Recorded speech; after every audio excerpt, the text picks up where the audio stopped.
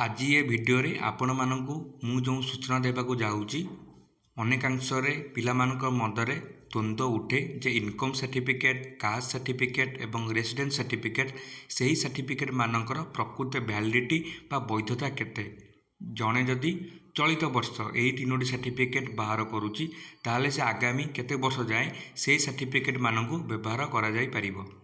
मु आपण मानकु एही भिडियो रे प्रमाण माध्यम दर्शाइबी जे केउं सर्टिफिकेट मानकर वैलिडिटी केते बा सेही जेउं सर्टिफिकेट आपण माने बाहर करि सारिचंती आगामी केते वर्ष जाए सेयाकु पुनः व्यवहारक्षम करि परिबे।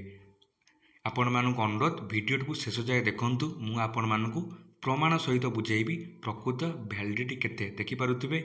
ए पेपर कटटी आछि राज्य सरकार तरफ प्रमाणपत्र संबंधी सूचना राज्य सरकार बासिंदा प्रमाणपत्र वैधता 1 वर्ष रु 5 वर्ष को एवं आय प्रमाणपत्र वैधता 1 वर्ष रु 3 वर्ष को वृद्धि करिसेंती।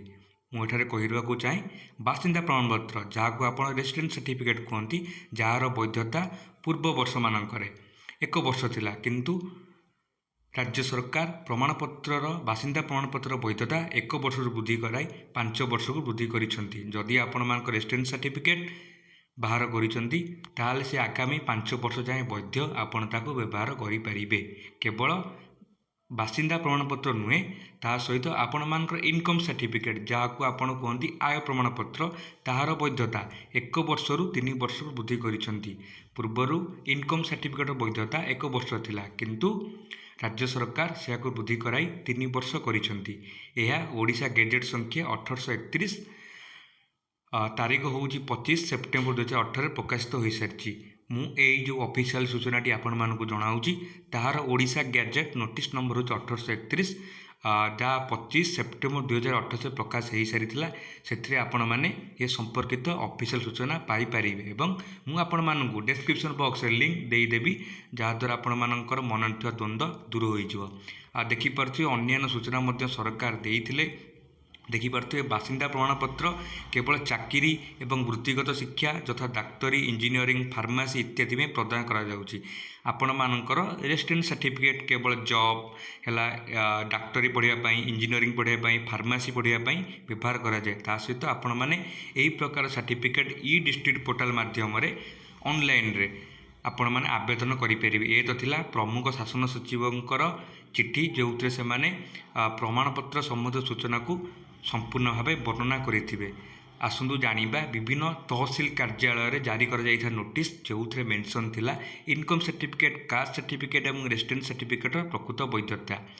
देखिपे चिठी रोज office of the tehsildar Purushottampur देखिपे से क्लीयरली मेंशन करिसेंती रेसिडेंट सर्टिफिकेट वैधता 5 वर्ष इनकम सर्टिफिकेट वैधता 3 वर्ष ओबीसी और एससीबी सर्टिफिकेट वैधता 3 वर्ष एससी एसटी सर्टिफिकेट वैधता परमानेंट बा जीवन सारा लीगल हेयर सर्टिफिकेट परमानेंट बा आपण जदि थरे बाहर करिसेंती आपण सारा जीवन ताको काम रे लगाई परिबे एवं आपनकर गार्डियनशिप सर्टिफिकेट रो वैलिडिटी होची परमानेंट बा आपण ताको थरे जदि तहसील ऑफिस रु बाहर करिसेंती आपण ताको जीवन सारा व्यवहार करि परिबे। ए तो थिला office of the tehsildar Purushottampur tehsil office notice.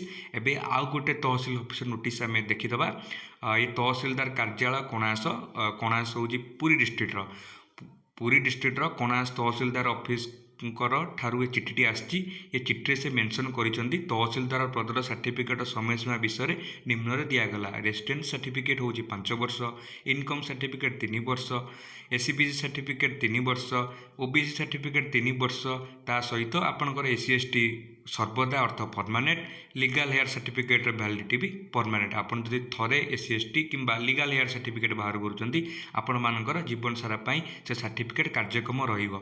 एठी भी आ गोटे किछि मेंशन अछि सर्टिफिकेटर समय अतिक्रम न करिथिले बारंबार आवेदन करिबा कोनोसी आवेदन नाही। जदि आपणकर सर्टिफिकेटर समय सीमा अछि ताहले आपण बारंबार आवेदन करंतु नाही आपण मानकर समय बहुत मूल्यवान।